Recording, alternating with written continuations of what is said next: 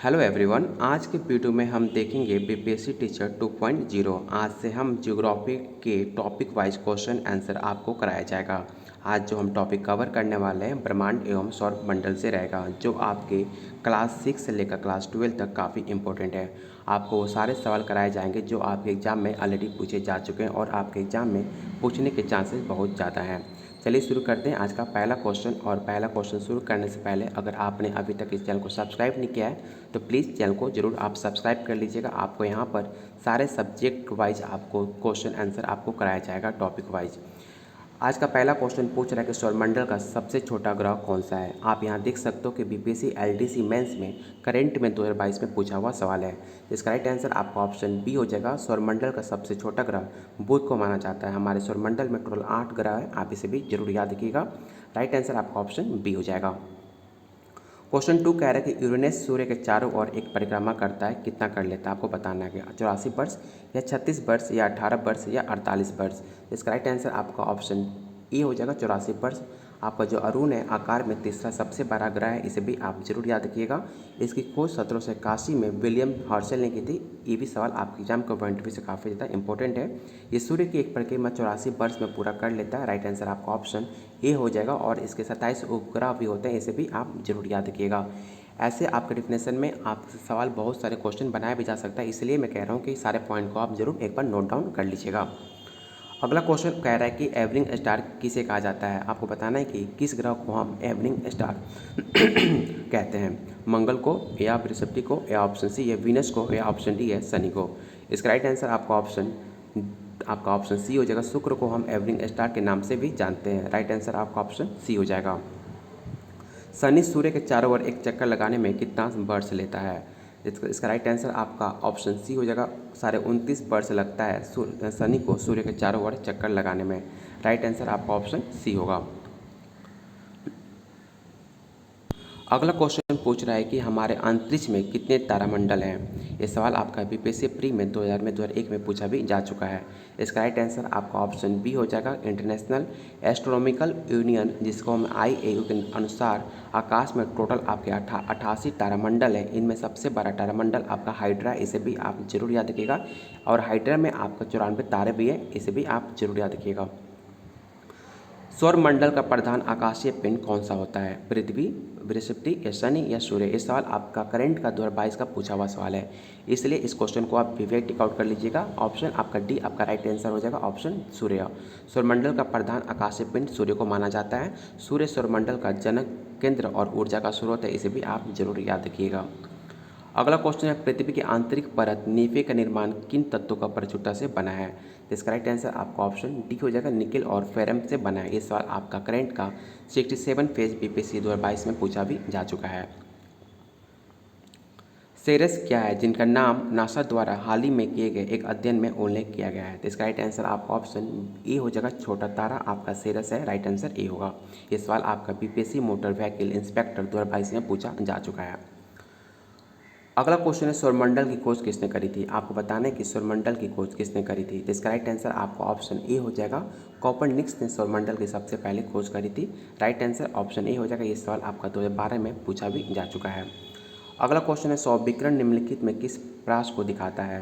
तो इसका right answer आपका ऑप्शन बी हो जाएगा। 400 से लेकर 780 नैनोमीटर आपका राइट आंसर हो जाएगा ऑप्शन बी। सौरविकिरण 400 से लेकर 700 नैनोमीटर प्रकाश में दिखता है, जो आपके 400-700 नैनोमीटर के प्रकाश और सौविकिरण दृश्य प्रकाश कहलाती है। राइट आंसर ऑप्शन बी होगा। निम्नलिखित में कौन सा सौरमंडल का एक भाग नहीं माना जाता है। ये सवाल आपके एग्जाम के पॉइंट ऑफ व्यू से काफ़ी ज़्यादा इंपॉर्टेंट है, तो याद रखिएगा निहारिका आपका सौरमंडल का एक भाग नहीं माना जाता है। राइट आंसर डी हो जाएगा। सूर्य ग्रहण तब होता है जब, आपको बताना है कि सूर्य ग्रहण कब लगता है। आप सब बोलते हो कि सूर्य ग्रहण लग चुका है, लेकिन सूर्य ग्रहण कब लगता है। सूर्य ग्रहण आपका चंद्रमा, जब आपके सूर्य और चंद्रमा के बीच आपका जब आ जाता है तब आपका सूर्य ग्रहण लग जाता है। राइट आंसर आपका ऑप्शन ए हो जाएगा।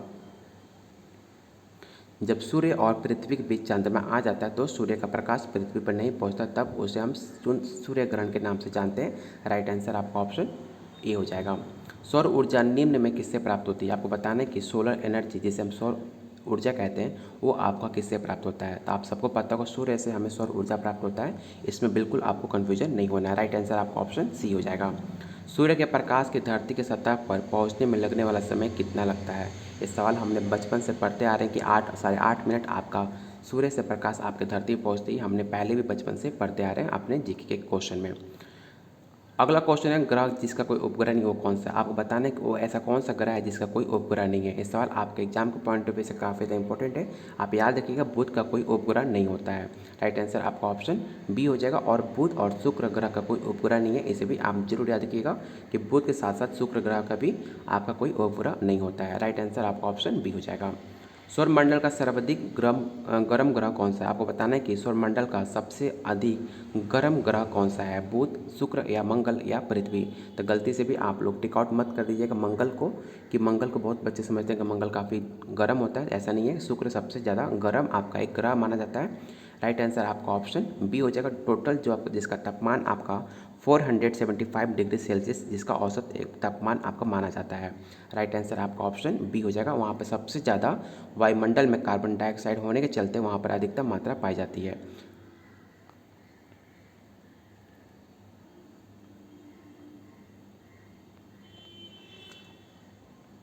अगला क्वेश्चन है निम्नलिखित में किस ग्रह का घनत्व सबसे कम है। आपको बताना है कि सबसे किस ग्रह का सबसे कम घनत्व है, पृथ्वी का, मंगल का, शुक्र का या शनि का। ये सवाल आपका 67 बीपीएससी 2021 में पूछा जा चुका है, इसलिए इसका राइट आंसर आपका ऑप्शन डी हो जाएगा। शनि का औसत घनत्व आपका 0.7 ग्राम घन सेंटीमीटर है। इसे भी आप जरूर याद रखिएगा, जो सभी ग्रहों से काफ़ी कम है। शनि सौरमंडल का दूसरा सबसे बड़ा ग्रह है, इसे भी आप जरूर याद रखिएगा। अगला क्वेश्चन है ब्लू मून का क्या तात्पर्य है। इसका राइट आंसर आपका ऑप्शन बी हो जाएगा, पूनम का चांद। और पूर्णिमा जब लगता है उसे हम ब्लू मून के नाम से जानते हैं। ये सवाल आपका बीपीएससी प्रोजेक्ट मैनेजर 2020 में पूछा जा चुका है। जब एक कैलेंडर माह में 2 पूर्णिमा हो, दूसरी पूर्णिमा के चांद को हम ब्लू मून कहते हैं। इसे आप जरूर याद रखिएगा। आपके डिफिनेशन से आपके कितने सवाल बनाए जा सकते हैं, इसलिए आप इस डिफिनेशन को भी अच्छे से आप पढ़िएगा। इससे आपको 3-4 क्वेश्चन ऑलरेडी बनाया भी जा सकता है। अगला क्वेश्चन है एक वस्तु की भार पृथ्वी की सतह मापने में 100 न्यूटन आता है, तो इसका भार चंद्रमा की सतह पर मापने में कितना होगा। ये सवाल आपके एग्जाम में बहुत बार पूछे जा चुके हैं, ऐसे सवाल आपके एग्जाम में बहुत बार आते भी हैं। तो इसका राइट आंसर आपका ऑप्शन डी हो जाएगा, 16.7 न्यूटन हो जाएगा इसका भार। अगला क्वेश्चन है सौरमंडल का सबसे चमकदार ग्रह कौन सा है, पृथ्वी, यूरेनस, नेपच्यून या शुक्र। इसका राइट आंसर आपका ऑप्शन डी हो जाएगा। इस सवाल आपका बीपीएससी प्री में पूछा भी जा चुका है 2019 में। तो सौरमंडल का सबसे चमकदार ग्रह शुक्र को मानते हैं। राइट आंसर आपका ऑप्शन डी होगा। सूर्य का निकटतम ग्रह कौन सा। आपको बताना है कि सूर्य के सबसे निकट कौन सा ग्रह है, बुध, बृहस्पति या पृथ्वी या मंगल। तो इसका राइट आंसर आपका ऑप्शन नहीं हो जाएगा। सूर्य का सबसे निकटतम ग्रह आपका बुध को माना जाता है। यहाँ पर आप देख भी सकते हो कि सूर्य, बुध, शुक्र, पृथ्वी, मंगल, बृहस्पति, शनि, अरुण और वरुण होते हैं। इसे आप जरूर याद रखिएगा। सूर्य एक आपका तारा है, न कि एक ग्रह है। राइट आंसर आपका ऑप्शन आपका ए हो जाएगा। सूर्य की किरणें दोपहर की तुलना में प्रातःकाल गर्म होती हैं। चूँकि दोपहर की तुलना में प्रातःकाल किरणें सबसे ज़्यादा लंबा सफर तय करती हैं, इसलिए आपको सुबह में किरणें सबसे ज़्यादा तेज़ लगती हैं और शाम को आपकी रोशनी काफ़ी कम हो जाती है। राइट आंसर आपका ऑप्शन ए हो जाएगा। अगला क्वेश्चन है पृथ्वी को सूर्य की परिक्रमा करने में लगभग कितना टाइम लगता है, 365 दिन या 365 25 दिन या ऑप्शन 365 50 दिन या 365 75 दिन। इसमें आपको बिल्कुल कन्फ्यूजन नहीं होना। बहुत बच्चे इसे 365 टिक आउट कर देते हैं, लेकिन 365 आपका गलत आंसर है। टोटल जो समय लगता है 365.25 दिन लगता है एक पृथ्वी को सूर्य को परिक्रमा करने में। इसलिए आप देखते हो 4 साल बाद एक लीप ईयर एक आता है जिसमें 29 दिन होते हैं। 25-25 दिन मिलकर आपको एक दिन एक्स्ट्रा बन जाता है, इसलिए उसको लीप ईयर कहते हैं। राइट आंसर आपका ऑप्शन बी होगा, ना कि ए होगा। इसे भी आप जरूर याद रखिएगा, इसमें बिल्कुल आपको कन्फ्यूजन नहीं होना है। और यहाँ पर आप डिफिनेशन पढ़ भी सकते हो कैसे एक दिन एक्स्ट्रा बढ़ जाता है। राइट आंसर आपका ऑप्शन बी होगा। जिस तारामंडल के तारे ध्रुव तारे की ओर संकेत करते हैं वो कौन से हैं, सप्तऋषि, मृग या वृश्चिक या ऑप्शन डी या वृष। इसका राइट आंसर आपका ऑप्शन ए हो जाएगा, सप्तऋषि उसे कहते हैं। अगला क्वेश्चन है निकोलस कोपरनिकस के प्रसिद्ध हैं। आपको बताना है कि जो निकोलस है वो कोपरनिकस किसके लिए प्रसिद्ध हैं। तो इसका राइट आंसर आपका ऑप्शन बी हो जाएगा, ये बताने के लिए कि ग्रह सूर्य के चारों ओर चक्कर लगाते हैं, ना कि पृथ्वी के। आपका राइट आंसर आपका ऑप्शन बी हो जाएगा। निम्नलिखित में किनके मध्य की औसत दूरी एक खगोलीय इकाई है। इसका राइट आंसर आपका ऑप्शन ए हो जाएगा, पृथ्वी और सूर्य। इस सवाल आपका बिहार सीडीपीओ परीक्षा 2018 में पूछा जा चुका है कि पृथ्वी और सूर्य के मध्य की औसत दूरी एक खगोलीय इकाई कहते हैं, जो लगभग 150 मिलियन किलोमीटर है। आप सोच भी सकते हो। राइट आंसर आपका ऑप्शन ए हो जाएगा। अगला क्वेश्चन है, इनमें कौन दिखता नहीं? आपको बताना है कि इन 4 ऑप्शन में कौन सा ग्रह आपको नहीं दिखता है। चंद्र, मंगल, शुक्र या राहु। इसका राइट आंसर आपका ऑप्शन डी हो जाएगा। राहु कभी देखते नहीं हो। आप पंडित से पूछते हो तो बोलता है आपका राहु काफ़ी खराब चल रहा है, जो कि दिखता नहीं है। इसलिए पंडित जी वो आपके हाथ को देखकर, आपके 9 ग्रह को देखकर बता सकते हैं। राइट आंसर आपका ऑप्शन डी हो जाएगा। अंतर्राष्ट्रीय तिथि रेखा गुजरती है। आपको बताना है कि अंतर्राष्ट्रीय तिथि रेखा किस पे गुजरती है। तो राइट आंसर आपका ऑप्शन बी हो जाएगा। 180 डिग्री पूर्व देशांतर रेखा के अनुसार आपका अंतर्राष्ट्रीय तिथि रेखा गुजरती है। अगला क्वेश्चन है, निम्नलिखित में कौन सूर्य की परिक्रमा में सबसे कम समय लेता है? ये सवाल आपके एग्जाम के पॉइंट ऑफ व्यू से काफ़ी ज़्यादा इंपॉर्टेंट है। याद रखिएगा, पृथ्वी आपका सूर्य का चक्कर लगाने में सबसे कम समय लेती है, जो 365.25 आपका राइट आंसर हो जाएगा ऑप्शन बी। इसे आप जरूर याद रखिएगा। 365 दिन नहीं होता है, 365.25 दिन लगते हैं आपके पृथ्वी को सूर्य को चक्कर परिक्रमा करने में। राइट आंसर आपका ऑप्शन बी हो जाएगा।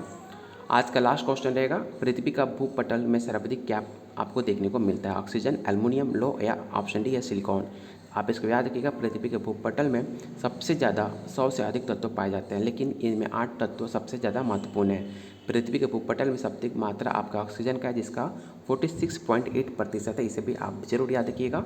राइट आंसर आपका ऑप्शन ए होगा। और सिलिकॉन का मात्रा 27.72% और एल्युमिनियम का 8.13% और लोहा का 5% पाया जाता है। इसे भी आप जरूर याद रखिएगा।